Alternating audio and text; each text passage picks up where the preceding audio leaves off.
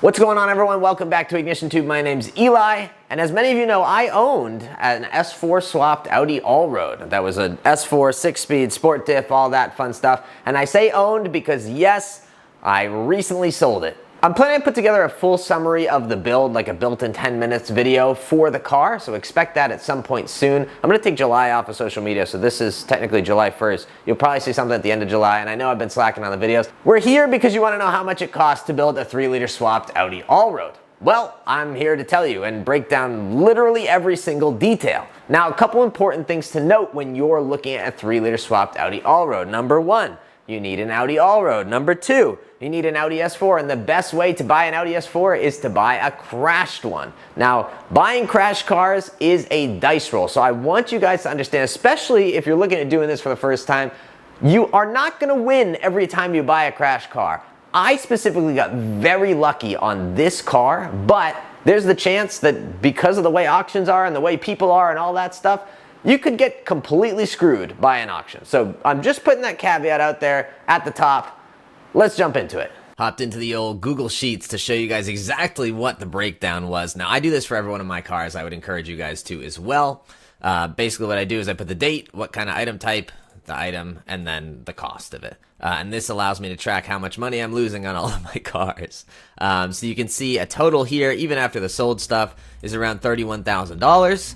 And I'll break that down for you. Now, don't get scared by that $31,000 number, although you may later on. Let's jump into the car purchase. You can see I paid $5,800 for the car. My buddy Alex negotiated him down from $6,000. The guy was stuck on $6,000. When I found this Allroad online, I was actually pretty excited about it. One, because it didn't look like it was in great shape. Two, because it had been listed for a while. And three, because it had Bang & Olufsen and it was white. I knew that I wanted the fully whited out look, so obviously after I bought it, we took it to Mike's Auto Body and painted it white. $533 to register it with tax, title, insurance, well, no, tag. I actually didn't put insurance in here, but tax, title, tag in here. The state of Massachusetts likes to say that the car was worth more than I paid, which, you know, I'll take that, whatever. But moral of the story is for the car purchase, I was in at $7,800. I would imagine most people are not finding or buying 250,000 mile Allroads because they're smart, not like me. I would imagine your total car purchase is probably in the range of $10,000 to $11,000. Obviously, you can save some money by doing what I did, or you can pay more money for a lower mileage example. Depends on what you like. All right, hopefully I have not overwhelmed you with the spreadsheet too much, but I want to talk a little bit more about the car buying process. Now, when I was on Copart, I started looking for donors pretty much as soon as I bought my car. So that was late November, I believe. I started hunting on Copart, and I like hunting on Copart. I think it's fun to look there. I think it's fun to kind of explore what's available in the market. And so I had a general feel on the S4 market what cars were going for. If you wanted a sub 100,000 mile car, you were probably spending between $6,000 and $7,000. I was okay with going a little bit higher mileage in the donor because my chassis is obviously super high mileage, and I figured we're gonna do all the maintenance to it, so mileage really didn't matter that much as long as everything wasn't all crusty. Now, I gotta give a big shout out to my friend Noor Hamadi on YouTube. He's a big BMW guy, but he also just opened a scrap business, and as part of that, he has his license to bid on Copart cars. So Noor did me a huge favor and actually bid on this car for me without charging me a cent. So I gotta give him a big thank you. I'll put his channel in the description. Make sure to check out Noor's content. Anyway, Noor owning a scrapyard is actually the reason that all of this happened. So I was planning on using Matt's buddy Emil. I'm bidding on the car. Emil was gonna charge me a little bit of money, which is fine because someone has to pay for the Copart license somehow. Anyway, it comes to the morning of the car and I say, hey, I wanna bid, let's call like $4,000, which would be about $5,000 after fees, maybe a little bit more. I wasn't trying to spend too much, and I knew that I could be patient with actually buying the car. Emil texts Matt, and Matt texts me and says, I am not able to bid on that car. The reason being, the car is a parts-only title. Now, what does parts-only versus salvage mean? A salvage car can be repaired and fixed. A parts-only car is only good for parts because of some sort of damage to it, which I'll explain in a second. So, I texted Noor, and he just happened to be up early. Noor is also in California, and the auction was at 10 a.m. Eastern time. What I didn't realize is Noor is actually able to bid on that car because he owns a salvage yard. So parts only is only gonna be able to go to a salvage dismantler. Not everybody's gonna be able to buy it because Copart doesn't want you washing the title or something and fixing it and putting it back on the road. And we ended up watching the bid go up And I think the reason that I paid so little for this car, I believe it ended at $26.50. The reason I paid so little for this car is because a lot of people weren't able to bid on it. Now, the reason this car was a parts-only title was because of damage to the undercarriage. It actually rode over a rock. I later got in touch with the previous owner, and he told me that he was on a road when it was storming and all that stuff, and I guess some sort of rock slide came down, so he dodged the first rock, and the second one, he said the car went airborne over, which you could see underneath the car, there was this massive swipe in the belly pan. All of this deal only happened because Noor has a scrap business and was able to bid on a parts-only car. So again, I think I got a great deal on the donor car, but that doesn't necessarily mean that you will. They're actually kind of hard to come across in decent shape, and you almost always want one that was hit from the rear because the front end is worth a lot of money, which we'll talk about a little bit later, and obviously there's less chance for damage to the engine. My donor after fees from Copar was $3,600, even though I think we bid $2,650 on it. And then shipping from my buddy Vadim at GC Logistics was another $350. So I was in my donor $4,000. I would imagine most people are in their donors somewhere around 6 to 7. I could even see 8 or 9 if you buy a really low mileage example. Between the two of these, I was in the car $11,783. Now, technically, with that $11,783, I had everything I needed to do the swap. So at a bare minimum, let's say you pay 10 for your car and 7 for your donor, you could be in an S4 swapped all-road for around $17,000, even if you roll it back, like $15,000 because you're going to sell some parts. We'll get to that. You'd probably be in at about $15,000 if you don't touch anything. But obviously, I touch stuff. So the maintenance, we did pretty much everything that you need to do on a 3-liter. We did PCV water pump, thermostat, the check valves, the supercharger intercoolers, etc., etc. That was $1,200 in just parts. The front wheel bearings I ended up having to do because they were cooked from the accident. I ended up doing control arms. That was a little bit later down the road, but those were smoked as well. And then I actually paid my buddy JR Auto House to install the control arms. The unfortunate expense here is the clock spring. The clock spring went bad.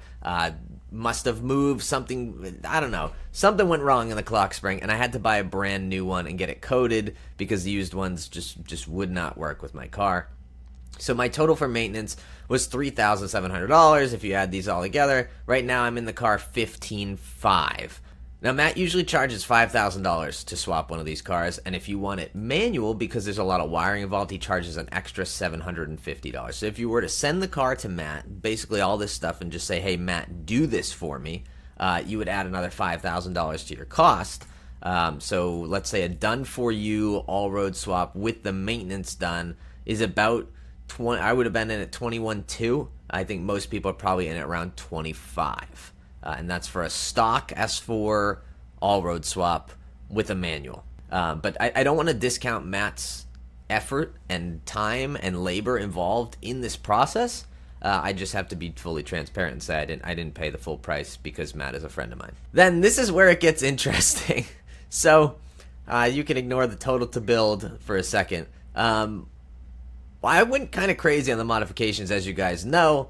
To go full bolt-on with integrated engineering is $4,000. The brake setup I did RS7 calipers. Then I broke the RS7 calipers, so then I did Q7 calipers. I actually ran aftermarket rotors on the car, aftermarket wave rotors on the car, which I'm not unhappy about because it would have been literally $2,400 in just rotors. But stainless lines, all that fun stuff. Was $2,500. The clutches for these cars are so ridiculously expensive. I did a Ringer Stage 4 billet. If I did it again, I would do just a Ringer Stage 3 like Matt has. The Ringer Stage 4 billet is way overkill for the car. It takes time to warm up. It was heavy. It was fine to modulate. It wasn't a bad clutch, but it was the wrong clutch for the car. I kind of got scumbagged into that one and ended up spending more money than I needed to. Also did the JXB Might As Well Be Gated kit, which I loved. And the stainless clutch line, and actually ended up doing a slave down the road. I took a trip to AWE. We did a custom catback, so I can't even put a price on that, but an AWE Touring, plus the JHM high-flow catted and baffled downpipes, plus the test pipes that I don't think you can actually buy anymore. Total retail for all of that is $4,250, which is just wild. That is a lot of money, but it's stuff that ended up on the car. H&R sent me a set of coilovers for it. That was $1,500. The wheels retail at $1,604, and then I bought some used tires off of Marketplace. So modifications alone were $15,226. If you count the clutch as a modification, it was needed for the higher power. But if you do this all, if I had not paid Matt a single cent, retail on this is $30,773. Again, I would imagine the average person has probably paid about $3,000 to $5,000 more than me for the car and the donor. So I think you probably land somewhere around $35,000 to build the car. But you do have to keep in mind that you get parts that you can sell off of the S4. Now, some of those parts are going to go into your all-road, like the seats, the steering wheel, that kind of stuff. Unless you don't want to, you could sell those. Like if you had a chestnut brown interior and you didn't want to swap that out, you could sell your S4 seats. You'd probably make another $1,000 off of that. I sold the 250,000 mile engine and transmission once the timing was done to JR Auto House for $800. I sold the stock intake and springs for $80, the taillights for $200, the front end with headlights. I probably could have gotten more money, but I wanted it out of my garage. Those front bumpers, if they're not damaged, are worth a lot of money. And if you have the fenders and the brackets and the fender liners, as well as obviously the headlights, you can actually offer it as a facelift package for B8s, which is where the value comes from. So if you're buying a B8.5 S4 and the front end's intact, B8 guys can run all these parts with certain brackets installed. So the front bumper's worth a lot of money, the headlights are worth decent money, and if you put it all together in a package with the hood, which you also need, it actually becomes a pretty valuable package, and that almost recovered the entire bid to Copart. S4 brakes I sold to my buddy for $200. Those were cheap. So the total was $32.80 in costs that I recovered. I think there might have been a couple other little things here and there, but if you remember, I paid from Copart $3,600. So that's pretty impressive. We basically offset the cost of the donor car with the parts that I sold. Obviously, we had shipping and stuff like that. But if you work the math here, I basically had an $800 donor car. Kind of cool. So after the parts sold, total to build without Matt, $27.4.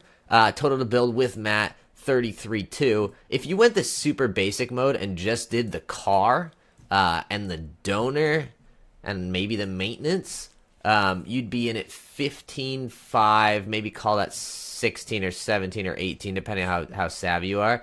If you add this into the mix, you could probably build an S4 all-road if you did it all yourself, and if you stayed DSG, because then you don't have to do any wiring, and you have a friend to do some coding, that, you know, there's minor details that start to add up, you could probably build an S4 all-road for about 15 grand.